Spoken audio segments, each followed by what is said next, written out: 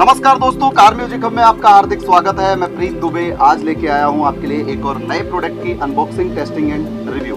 Guys, आज का product है हमारे पास मैक्सलिंक ब्रांड का एक कार वैक्यूम क्लीनर। आज इसका पूरा यूज मैं दिखाने वाला हूं और इसकी अनबॉक्सिंग में आपको इसके जो टेक्निकल फीचर्स हैं वो भी बताने वाला हूं। गाइस, ये है कार म्यूजिक हब, यहाँ मिलेगा सब। यहाँ बहुत सारे प्रोडक्ट की अनबॉक्सिंग, टेस्टिंग एंड रिव्यू होते रहते हैं। तो आपने अगर अब तक मेरे चैनल को सब्सक्राइब नहीं किया है तो चैनल को सब्सक्राइब कर लीजिए। साथ ही साथ आप मुझे